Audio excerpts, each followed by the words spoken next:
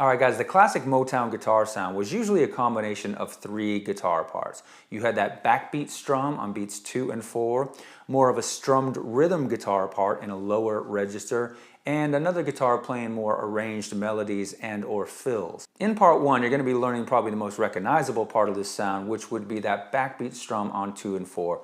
We're going to be practicing this with a classic tune by the Temptations, Ain't Too Proud to Beg, and I'm also going to show you 3 different varieties of the backbeat strum to kind of dress it up a little bit and help it groove. So tune up and let's get started.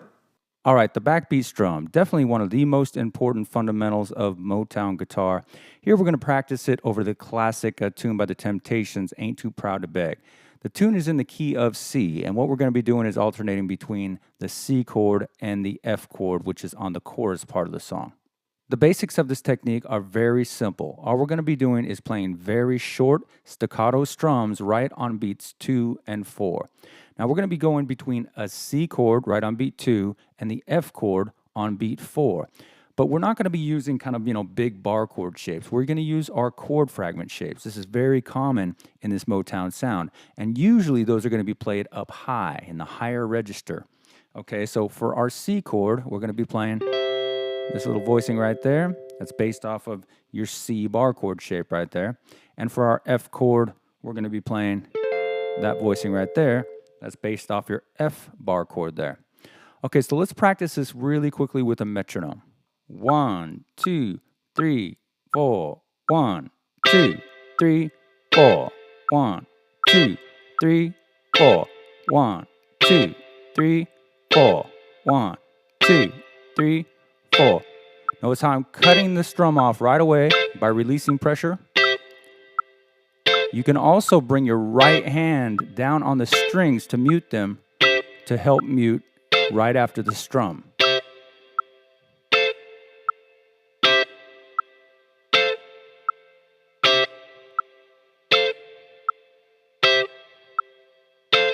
All right, now let's go ahead and put that in context in the song. You mean that much to me, ain't too proud to beg, and you know it. Please don't leave me, girl. Don't you go.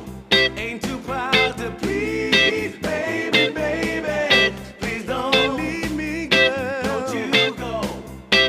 Now I've heard. All right, I'm now going to show you 3 different variations on this backbeat strum.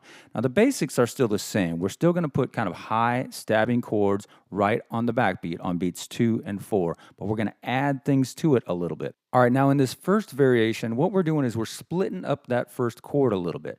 I'm going to hit the notes on the G and B string right on beat 1, 1, just those 2 notes. And then on beat 2, I'm going to hit that B string with the high E string. So what you're going to get is this. So to get this sound, you got to be pretty precise in the targeting of these notes. Now, in hitting that first strum right on beat 1, you got to make sure that you mute both the D string and the high E string. So make sure that you're muting the D string with the tip of that first finger right there, and muting the high E string. I'm doing it with the bottom of my third finger there. So again, 1, 2. 1, 2. Okay, and then on beat 4, we're going to go up to the F chord and hit our normal stab there. So what we have all together is this. 1, 2, 3, 4. This is a very common variation on the Motown backbeat strum. 1, 2, 3, 4. 1, 2, 3, 4. 1, 2, 3, 4. 1, 2, 3, 4. Now let's go ahead and put it in context.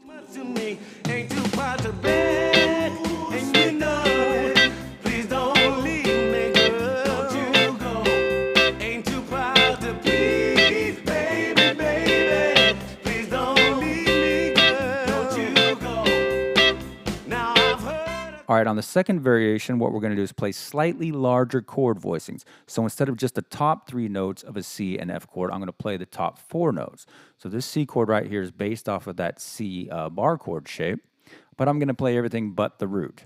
So this is the shape right here, and the F chord kind of still based on the F bar chord, but just playing the top 4 strings. So what we're doing is very similar to the last variation. We're going to play the bottom 3 strings first now. Right there, right on beat 1. 1, And then on beat 2, I'm going to go ahead and grab the top 2 strings for the stab and really hit that and accent it and cut it off. 1, 2. Again, 1, 2.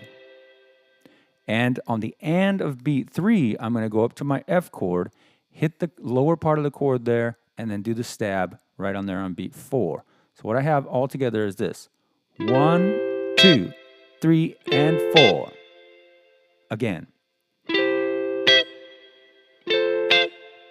So let's do that really quickly with a metronome.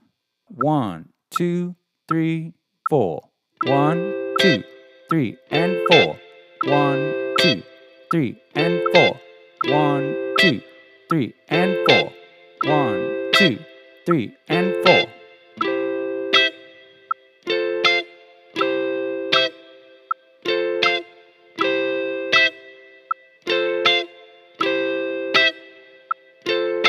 All right, now let's go ahead and see what that will sound like in the tune.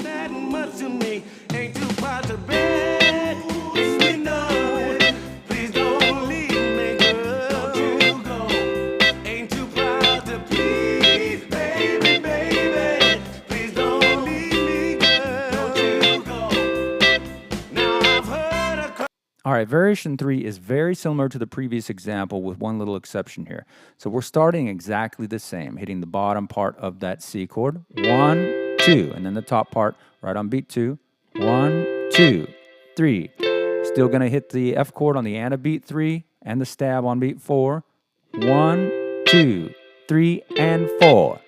But on the and of beat 4, we're going to go back to our C chord a little bit early, hit a strum there, and let that ring for the time of the first beat in the following measure. So that would be like this.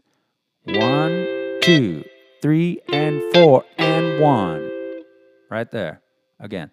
1, 2, 3, and 4, and 1. And then we're going to hit our stab right on beat 2. 1, 2, 3, and 4, and 1, 2. Again. 1, 2, 3, and 4, and 1, 2. And then we're just going to finish it off the same way that we would do before. We're just hitting the and of 3 followed by 4 on that F chord. 1, 2, 3, and 4, and 1, 2, 3, and 4. Again, so that's a 2-bar pattern, and then that is just going to repeat. 1, 2, 3, and 4, and 1, 2, 3, and 4. And just repeat that.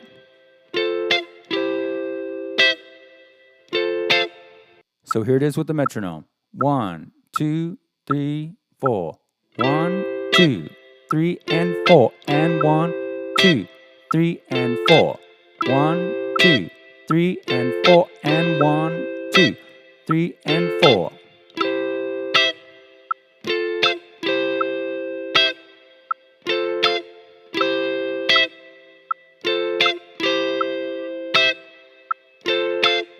All right, now let's see what that one would sound like in the song.